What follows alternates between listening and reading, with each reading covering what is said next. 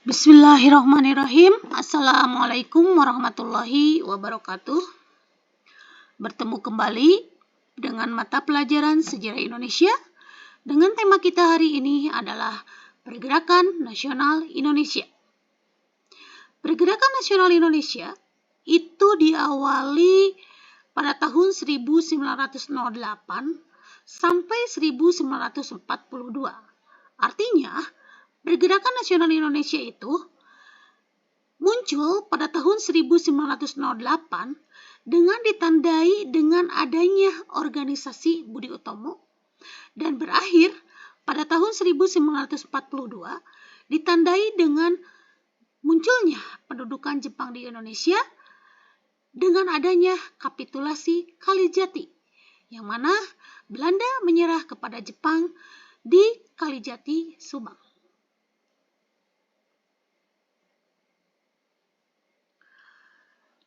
Ciri dari Pergerakan Nasional Indonesia ini berbeda dengan pergerakan Indonesia sebelumnya. Kita ketahui bahwa pergerakan masyarakat Indonesia sebelum tahun 1908 itu yang pertama dipimpin oleh tokoh karismatik. Yang kedua bersifat lokal atau kedaerahan. Yang ketiga yaitu menggunakan senjata, dan yang keempat yaitu mudah dipecah belah.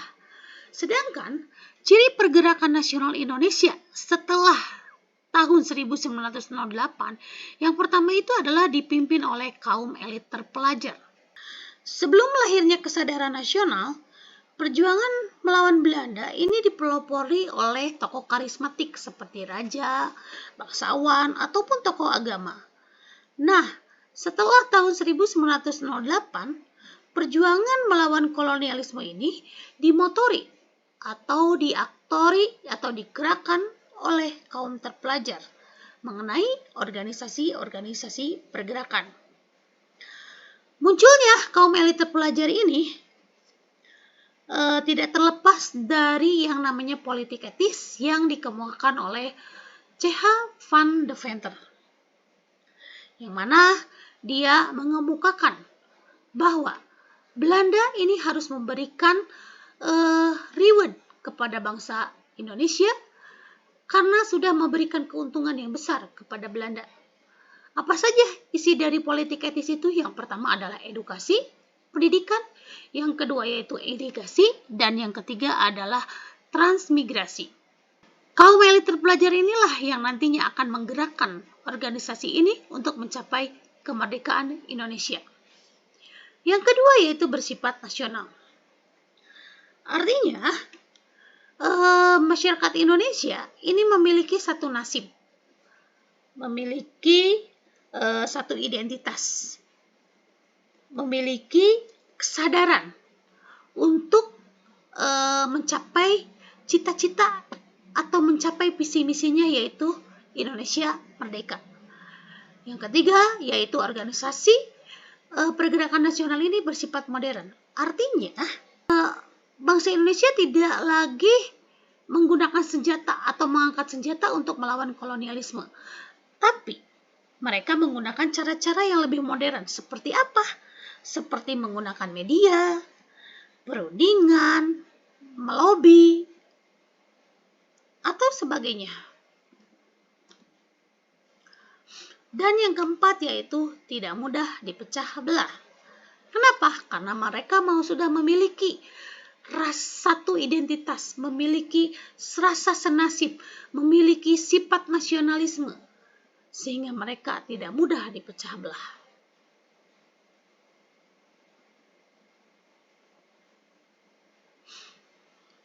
Apa yang melatar belakangi munculnya Pergerakan Nasional Indonesia? Yaitu ada dua. Pertama ada faktor internal dan yang kedua yaitu faktor eksternal. Faktor internal yaitu penderitaan rakyat akibat penjajahan. Ingat, kita ini banyak sekali penderitaan yang sudah dialami oleh bangsa Indonesia akibat dari sistem tanam paksa, kerja rodi, atau juga dengan kebijakan politik pintu terbuka. Tetap saja ini menyebabkan rakyat menjadi menderita. Yang kedua yaitu kenangan akan kejayaan masa lampau. Kita ketahui, kita kembali lagi kepada Indonesia pada zaman dulu, ketika notabene kita masih berbentuk kerajaan. Ada kerajaan Sriwijaya, ada kerajaan Majapahit, yang mana wilayah Majapahit itu melampaui kepada Selat Malaka, mencapai Selat Malaka. Kemudian juga mencapai Tanah Gentingkra yang ada di Filipina. Nah, ini adalah memicu, memotivasi semangat bangsa Indonesia untuk melakukan pergerakan nasional. Dan yang ketiga yaitu munculnya kaum terpelajar, yang mana tadi di awal sudah Ibu ceritakan bahwa munculnya kaum terpelajar ini awal mulanya dari adanya politik etis, yaitu salah satunya edukasi. Yang kedua yaitu faktor eksternal. Faktor eksternal yang pertama adalah kemenangan Jepang atas Rusia pada tahun 1905. Jepang ini adalah merupakan satu-satunya bangsa Asia yang mampu melawan bangsa Eropa. Nah, ini memberikan pemicu semangat motivasi yang besar kepada bangsa Indonesia, terutama kepada kaum terpelajar untuk melahirkan pergerakan nasional. Yang kedua, masuk dan berkembangnya paham baru seperti demokrasi, sosialisme, nasionalisme, pan-islamisme, dan liberalisme. Ini membangkitkan motivasi golongan terpelajar untuk berjuang merebut kebebasan dari belenggu penjajahan. Yang ketiga, kesuksesan pergerakan nasional di negara lain seperti di Cina, India, Turki. Ini juga memberikan semangat bagi kaum terpelajar untuk mencapai kemerdekaan. Di Cina, yaitu kita ketahui ada Dr. Sun Yat-sen, India ada Dr. Mahatma Gandhi, dan Turki yaitu ada Mustafa Kemal Atatürk.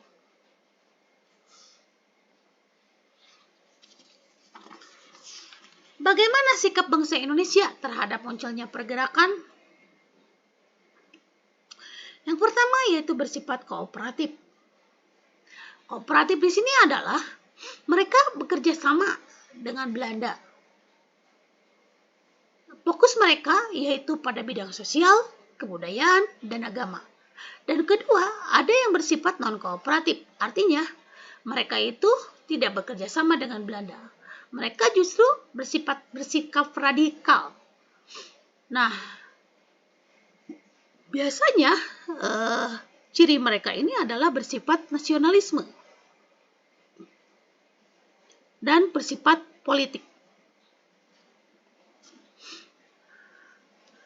Kemudian kita akan membahas mengenai periodisasi pergerakan nasional Indonesia dari tahun 1908 sampai 1942. Kita bagi menjadi 3 fase. Fase pertama yaitu fase perkembangan, yaitu pada tahun 1908 sampai 1916. Yang kedua yaitu fase radikalisasi, yaitu pada tahun 1916 sampai 1931, dan yang ketiga yaitu fase bertahan atau fase defensif, yaitu pada tahun 1931 sampai 1942. Yang pertama yaitu fase perkembangan pada tahun 1908 sampai 1916. Pada fase ini diawali dengan semangat nasionalisme. Yang kedua bersifat kooperatif. Yang ketiga, fokus utama organisasi ini yaitu pada masalah sosial, kebudayaan, agama. Organisasi pada fase ini adalah Budi Utomo, Sarekat Islam, Muhammadiyah. Kita ketahui Budi Utomo itu memiliki tujuan. Tujuannya itu adalah bersifat sosial dan bersifat kebudayaan. Sarekat Islam, meskipun pada awalnya ini bersifatnya adalah sosial dan agama, tapi lambat laun Sarekat Islam berubah menjadi politik. Muhammadiyah yang didirikan pada tahun 1912 oleh Kiai Haji Ahmad Dahlan tetap fokus, tetap konsisten pada masalah sosial, kebudayaan, dan agama. Yang kedua, fase radikalisasi, yaitu pada tahun 1916 sampai 1931.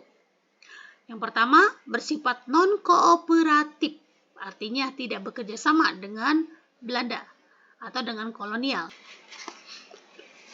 Latar belakang munculnya fase radikalisasi ini yang pertama adalah adanya doktrin Wilson pada tahun 1918. Wilson atau Woodrow Wilson adalah seorang presiden Amerika Serikat yang mengeluarkan kebijakan atau mengeluarkan pernyataan akibat dari adanya Perang Dunia ke-1 pada tahun 1914 sampai 1918, yaitu dampaknya munculnya LBB atau Liga Bangsa-Bangsa. Wilson mengeluarkan sebuah pernyataan bahwa semua negara memiliki hak untuk menentukan nasibnya sendiri. Dari pernyataan inilah para elit terpelajar memiliki cita-cita untuk mencapai kebebasannya, untuk mencapai kemerdekaannya. Kenapa? Karena sebuah bangsa ini bebas untuk menentukan nasibnya sendiri. Yang kedua yaitu pengaruh revolusi Rusia pada tahun 1917.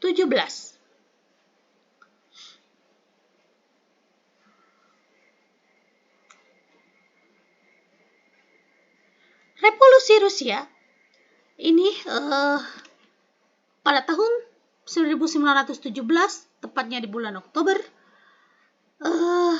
berhasil menggulingkan monarki Rusia yang saat itu diperintah oleh Raja Nicholas II. Manifesto Partai Komunis di Rusia menyatakan bahwa pembebasan negara-negara jajahan hanya dapat dilakukan dengan persatuan kaum buruh. Untuk itu, kaum buruh dan para petani harus bersatu. Yang ketiga yaitu adanya November Beloved, yaitu pada tahun 1918. Apa itu November Beloved? Pada saat itu, tokoh-tokoh Indonesia atau bangsa Indonesia merasa kecewa dengan adanya janji November yang dikeluarkan oleh gubernur Hindia Belanda yaitu Van Lindbergh-Strom.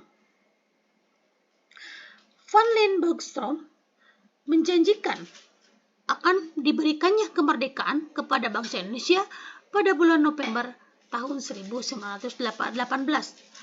Namun hal ini tidak terjadi. Malahan gubernur jenderal yang selanjutnya ini bersifat reaksioner, justru menekan bahwa bangsa Indonesia tidak akan diberikan kemerdekaan. Nah, ini memicu munculnya fase radikalisasi. Yang keempat yaitu penggunaan istilah Indonesia. Kita ketahui notabene bangsa Indonesia pada saat itu adalah berbentuk kerajaan. Terus kita dijajah oleh bangsa Belanda, nama kita itu adalah Hindia Belanda. Muncullah seorang mahasiswa Skotlandia yang bernama George Samuel Earl pada tahun 1847. Dia menulis artikel di majalah GIEA, di majalah Malaysia, bahwa sudah saatnya Hindia Belanda memiliki nama sendiri. Kemudian George Samuel ini mengeluarkan dua nama. Satu yaitu Melayunesia dan yang kedua yaitu Indonesia. Tapi Samuel Earl ini lebih mengacu kepada nama Melayunesia. Kenapa? Karena kita ini bersuku Melayu. Kemudian muncullah James Richardson Logan. Dia lebih condong kepada nama Indonesia. Kemudian nama Indonesia ini diadopsilah oleh organisasi yang dibentuk oleh oleh kaum terpelajar Indonesia yang ada di Belanda, yaitu Indische Vereniging. Indische Vereniging kemudian berubah nama nantinya menjadi Perhimpunan Indonesia yang diadopsi oleh Suwardi Suryaningrat yang pada saat itu dia diasingkan ke negeri Belanda. Kemudian dia pulang kembali ke Indonesia dan berganti nama menjadi Ki Hajar Dewantara. Suhardi Suryaningrat ketika di Belanda, dia aktif dalam sebuah organisasi Indische Vereniging atau Indische Vereniging yang kemudian dirubah namanya menjadi Indonesische Vereniging dan kemudian lambat laun berubah nama menjadi Perhimpunan Indonesia. Dan nama Indonesia ini sendiri kemudian mulai digaungkan dan mulai ditransfer kepada bangsa Indonesia, mulai diperdengarkanlah pada saat Sumpah Pemuda pada tanggal 28 Oktober 1928. Dari latar belakang inilah organisasi-organisasi pada fase ini melakukan atau bersifat radikalisasi. Organisasi pada fase ini diantaranya adalah Indische Parties. Indische Parties yaitu didirikan pada tahun 1912 yang didirikan oleh 3 serangkai yaitu Suhardi Suryaningrat, Dr. Cipto Mangunkusumo, dan Edward Dewes Dekker. Namun umurnya tidak lama, hanya bertahan 1 tahun. Kenapa? Karena para tokohnya bersifat radikal. Salah satunya yaitu Suhardi Suryaningrat. Dia menulis artikel di majalah The Gids yang berjudul All X Nederland was. Seandainya saya seorang Belanda, saya tidak akan merayakan kemerdekaan Belanda di negeri Indonesia yang sedang dijajah. Yang kedua yaitu Perhimpunan Indonesia. Yang ketiga ada PNI, Partai Nasional Indonesia, dan ada PKI, Partai Komunis Indonesia. Yang terakhir yaitu fase bertahan atau fase defensif pada tahun 1931 sampai 1942. Apa yang melatar belakangi bangsa Indonesia atau tokoh-tokoh kaum terpelajar ini masuk kepada fase bertahan? Ini diakibatkan dari muncul dari sikap keras kolonial Belanda mengakibatkan bangsa Indonesia terpaksa bersikap bertahan. Munculnya Volksraad atau parlemen. Munculnya Volksraad atau parlemen ini justru dimanfaatkan oleh tokoh bangsa Indonesia untuk menyampaikan aspirasinya. Salah satu aspirasi yang terkenalnya yaitu pada tahun 1937 yaitu mengenai petisi Sutarjo. Petisi Sutarjo ini dilontarkan oleh Sutarjo Kartohadikusumo. Sutarjo Kartohadikusumo melakukan permohonan supaya diselenggarakan suatu musyawarah antara wakil Indonesia dan negeri Belanda dengan kedudukan dan hak yang sama. Namun, petisi ini ditolak oleh Ratu Belanda. Organisasi pada fase ini yaitu ada Parindra, ada GAPI, dan ada Taman Siswa. Terima kasih untuk pembelajaran kita hari ini. Semoga bermanfaat bagi kalian dan kita ketemu lagi mengenai Organisasi Pergerakan Nasional Indonesia setelah minggu depan ulangan harian. Assalamualaikum warahmatullahi wabarakatuh.